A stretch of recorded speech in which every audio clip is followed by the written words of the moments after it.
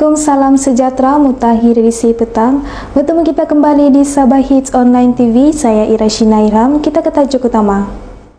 Seorang pendaki wanita terseliu berjaya diselamatkan. Setiap mangsa banjir dipastikan untuk mendapat bantuan. Geran tahunan akan dicadangkan, kata Ong Kili. Kementerian Kerja Raya Sabah bercadang melaksanakan cas perkhidmatan penyelenggaraan pembentukan di negeri ini bagi memastikan sistem pembentukan berada pada tahap optimum. Di mana Ketua Menteri Sabah yang berhormat Datuk Seri Bu Mokhtaradin berkata, undang-undang untuk tujuan itu akan digubal bagi menyatukan bil pembentukan dengan bil air. Projek yang dianggarkan bernilai 221 juta itu dijangka siap pada 2025 dan akan memanfaatkan kira-kira 70,000 penduduk. Selain itu, beliau berkata cas pembentukan tidak akan terlalu tinggi supaya tidak membebankan orang ramai, tetapi rakyat perlu bertanggungjawab memastikan kesejahteraan bersama. Ujarnya, dalam bentuk memberi kesedaran tentang kesihatan dan kebersihan kepada masyarakat atau menggalakkan rumah menggunakan tandas yang betul dan mempunyai sistem paip yang boleh menyalurkan kumbahan ke sistem pembentungan. Sebuah jawatan kuasa teknikal bersama akan ditubuhkan oleh Jawatan Kuasa Perundingan Bersama di bawah Majlis Khas Perjanjian Malaysia 1963 untuk mengkaji cadangan Sabah bagi pemberian geran tahunan. Menteri di Jabatan Perdana Menteri Hal Ehwal Sabah dan Sarawak yang berhormat Datuk Seri Panglima Dr. Maximus Ong Kili berkata, jawatan kuasa teknikal itu juga akan meneliti tawaran balas kerajaan persekutuan terhadap cadangan Sabah.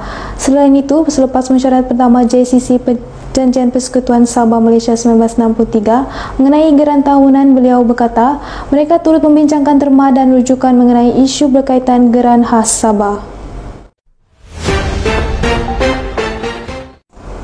Bagi meringankan beban penduduk kampung yang terkesan akibat banjir, Pejabat Parlimen Beluran mengagikan sebanyak 7,000 bakul makanan di kawasan Parlimen itu. Ahli Dewan Undangan Negeri Labuk berkata pihaknya akan memastikan agian bantuan bakul makanan itu sampai kepada mana-mana penduduk kampung yang terkesan banjir bagi memastikan keperluan makanan mereka mencukupi. Selain itu, agian bakul makanan tersebut mengurusi Mafi Pratin di bawah Kementerian Pertanian dan Industri Makanan dilakukan bermula Sabtu lepas di kampung yang terjejas banjir di daerah kecil Paitan, Telupit dan Beluran. Seterusnya, bagi kampung yang terputus hubungan akibat jalan raya dinaiki air, agen bantuan bakul makanan dilakukan dengan menggunakan bot dan kereta pacuan 4 beroda termasuk dengan kerjasama pemimpin masyarakat dan penduduk kampung.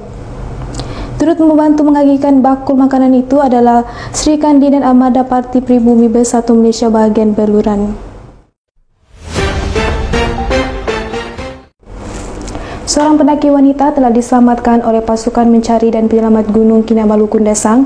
Ekoran terseliu kaki ketika menuruni Gunung Kinabalu di kilometer 7.5 pada kemarin. Terdapat seorang pendaki wanita tempatan berusia 44 tahun mengalami kecederaan terseliu buku lali pada kaki kirinya ketika menuruni puncak Gunung Kinabalu ke Laban Rata. Selain itu, Jurucakap Pusat Gerakan Operasi Jabatan Bomba dan Penyelamat Malaysia Sabah berkata pihaknya menerima panggilan berhubung kejadian itu pada jam 10 pagi. Seterusnya, mangsa kemudiannya dibawa turun ke Timpohon Gate menggunakan stretcher Robinson sebelum dihantar ke Hospital Ranau menggunakan unit bantuan perkhidmatan kecemasan untuk rawatan lanjut.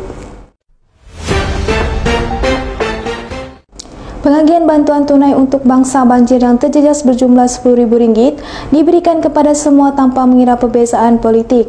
Ketua Pemuda Pertubuhan Kinabalu Forensik Bersatu, Felix Joseph Sang berkata kerajaan JRS harus memastikan bantuan yang diumumkan untuk bangsa banjir negeri ini segera diagihkan kepada mereka yang benar-benar terkesan.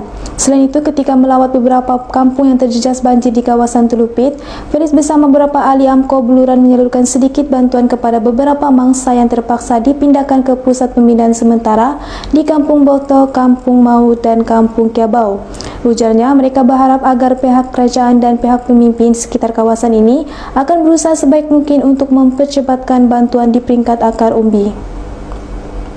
Saya Ira Shina Irham, Sabah Hits Online TV.